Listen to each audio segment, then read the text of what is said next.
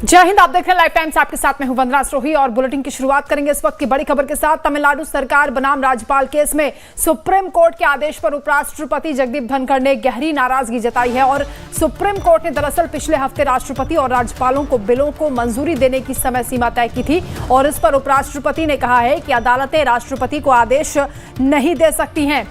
उपराष्ट्रपति ने कहा कि हम ऐसे हालात नहीं बना सकते जहां अदालतें राष्ट्रपति को निर्देश दें।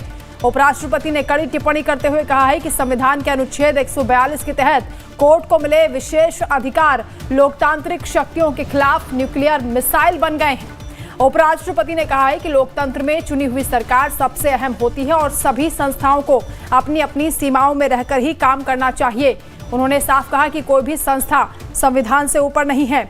दरअसल सुप्रीम कोर्ट ने पिछले हफ्ते ही राष्ट्रपति और राज्यपालों को बिलों को मंजूरी देने के लिए समय सीमा तय की थी, डेडलाइन तय की थी। उसी को लेकर उपराष्ट्रपति जगदीप धनखड़ ने नाराजगी जताई है। उनका ये कहना है कि अदालतें राष्ट्रपति को आदेश नहीं दे सकती हैं।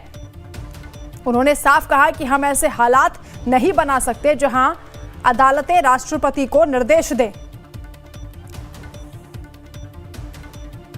There is a committee of 3 judges investigating the matter, but investigation is domain of the executive.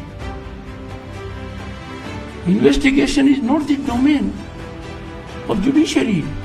Is the committee under Constitution of India? No. Is this committee of 3 judges having any sanction under any law emanating from Parliament? No. And what can the committee do? Committee can at the most make a recommendation. Recommendation to whom? And for what? The kind of mechanism we have for judges. The only action finally that can be taken is by the Parliament, and proceedings of removal are initiated. So a month has passed.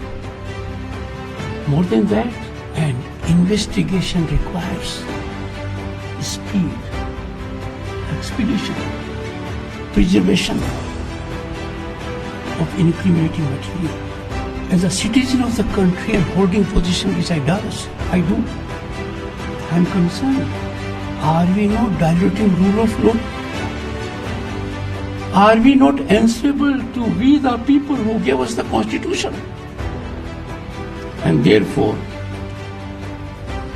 I would strongly urge everyone concerned to examine this as a test case.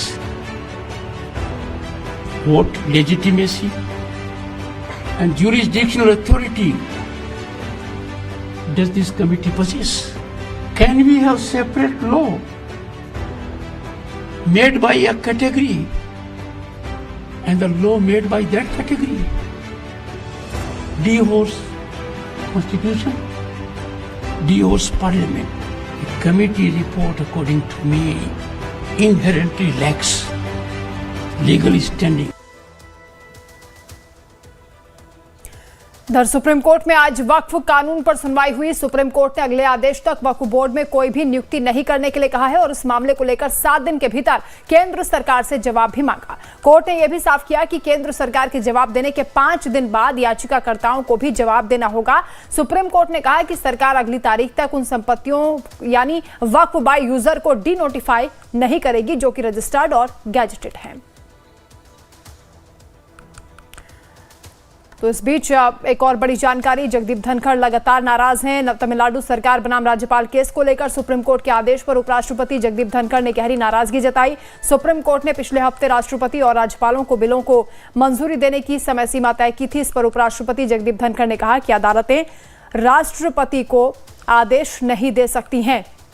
हम ऐसे हालात नहीं बना सकते हैं जिसमें अदालतें राष्ट्रपति को निर्देश दें। दरअसल 8 अप्रैल को सुप्रीम कोर्ट ने तमिलनाडु सरकार और राज्यपाल के मामले में ऐतिहासिक फैसला लिया था। अदालत ने कहा था कि राज्यपाल को विधानसभा की ओर से भेजे गए बिल पर 1 महीने के भीतर फैसला लेना होगा और इसी फैसले के दौरान अदालत ने राज्यपालों की ओर से राष्ट्रपति को भेजे गए बिल पर भी स्थिति स्पष्ट की थी। इसी को लेकर उपराष्ट्रपति ने नाराजगी जताई है।